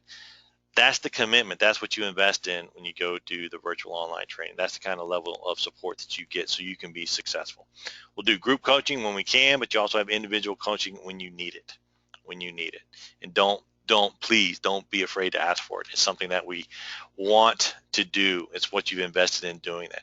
Now, in addition to the virtual training with the CPSM, you also get several bonuses. One is 80% off the live course, so that when you get ready to come to the live course, you let us know, you'll get 80% off the current course because you already got the knowledge. You just need the live course. And what's cool about the live course is you also get the guarantee. When you come to the live course, for 80% off, you combine the online with the live, then you get guaranteed pass that if you're not successful, when you take the test, we pay those exam fees for you. And that's 80% off. So, it's $397 to come to the live course, and you get a $900 guarantee. You can't beat that. Okay, so coming to the live course, 80%, that's an option for you once you attend the course. You get the CPSD online. We'll be doing that this October, which is an additional certification. So those that are going through, you'll get a dual certification training. As you know, it's recorded, so you're going to get access to it, so you can do it after you get the CPSM training. And you get our leadership training, which is awesome and amazing, and I love it because it gives you the skills to take the concepts you're learning here and apply those in your workspace. It teaches you how to communicate with all the different behavior styles so that you can take what you're learning and give it your best and get it implemented into your organization. Make the changes in your organization so that you can be successful with your organization in doing that. Okay. Why do you want to work with us? Well, we have the experience. We've been training people in the CPSM certification for over 3 years, since 2010, 5 years, and we do it right. We know the processes, we know how to train you so you can be successful, and we know what we're doing. It works every single time when you follow our process. Because it's a process, we can troubleshoot it. Our success rate is right around 80 to 85% for people that follow the process. And I caveat it with that because when we troubleshoot it, when somebody's not successful, they say, well, what would you do? Well, I didn't follow your exam strategy. Why didn't you follow my exam? Well, I thought I could do it my way, or some other reason. So when you follow our process and how we'll teach you when you do the exam strategy a little bit later, this month, I'll tell you exactly how to prepare for and pass the test. We have the experience doing that, and it's proven itself again and again and again. Written a couple books out there, got 20 years in the Marine Corps doing supply chain management, logistics for all kinds of ways, and you can get this book for free. Just send me an email and I'll send you a copy so that you can find out all the lessons learned for supply management. In other words, we have the experience actually doing this stuff, not just teaching this stuff. CPSM certified, not only as certified myself, but also teaching people for the last 5 years how to pass this exam so we know how to do it right. And we have the proof to do it. We have testimonials that you can see on our testimonial page. Go ahead and pull that up so you guys can see that. Okay. Right here.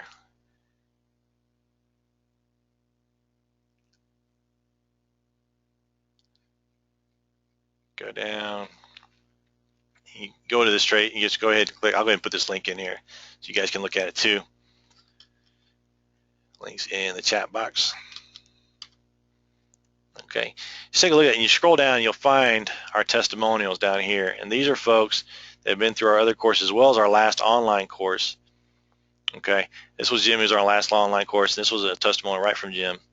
You know, passed exam 1, easy to understand teaching style, just so you know how to do it. You know, it's difficult, more difficult, but because we had the right processes in place, he was able to be successful. Okay, that's what he liked. That's what he enjoyed. So you have actual testimonies from people who've been through our online training in the past. They know what they're doing, what they expect, and they got what they've invested on. They got the result they were looking for in doing that. You can look for that. Take a look at that on your own as well. Is know that less than 10% of our folks expect a refund, as well as ask us to pay their exam fees in doing that. We have our guarantee. Okay, that when you come through the live training, and the other guarantee we have our guarantee. We have 2 guarantees. If you come through the live training, you're guaranteed that we will pay your re-exam fees. If for any reason over the next 30 days you're not happy with this training, you just let us know and we will refund your money right away. So there's no risk for you to be involved in this training in doing that. You have the best deal possible out there. Okay, we put this together for you. If you're thinking about taking a college course, $19.97. If you were going to invest in a college course, CPSM review course live, anywhere from $15.97 to $19.97. Plus, they don't have a guarantee or the experience that we have in delivering this course. Other online courses are right around $11.97, $1,200, and we're currently selling this course today for you. $15.97 is what you get when you invest in the online training today. And we will be taking registrations through till the end of the week. So if you need to go to work and get some approvals, just let us know and we will take care of it. We will take care of it. Just click the bottom here. It'll take you right to the order page. You can fill this out. Once you just pick pay with credit card, you'll go in, fill out this information, put in your credit card information here, place your order, and you're in the program. You've been a part, again, you'll see all the recordings, you will see everything here, and this just sets you up for success to take advantage of the opportunities that you have right now in doing that. Okay, so I just wanted to go over that with you just so you can kind of see the advantages and the investment you'll get, the return on your investment you'll get with the online training. So go ahead and invest in this. Go ahead and fill out this information. Click here, place your order, and we will see you in the training on the other side. Now, does anyone have any questions for me? Let's go back here to this side. And I believe we have one. We have Tammy. Tammy asked a question about bids and surety. Bids and surety.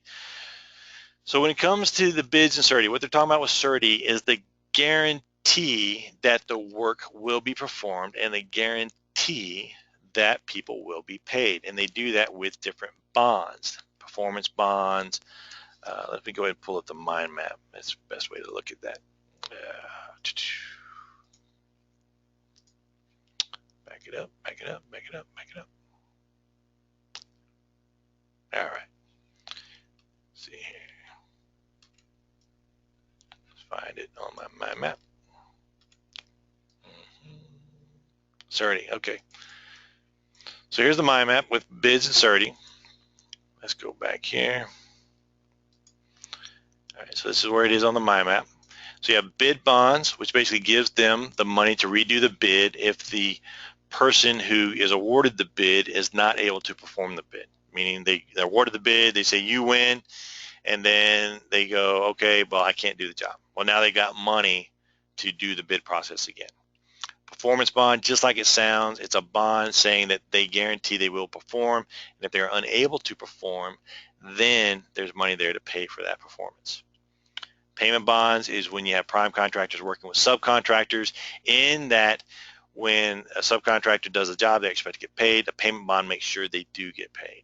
The payment bond will end up paying them.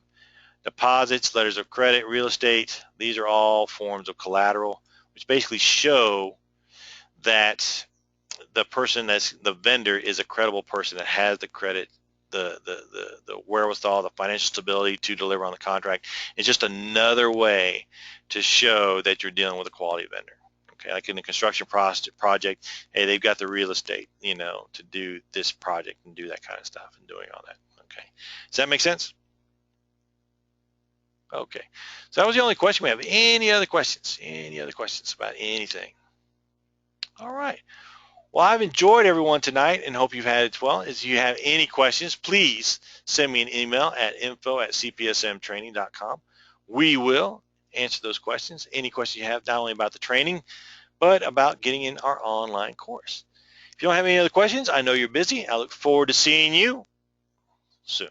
Have a great evening, and we'll talk to you soon. Bye-bye.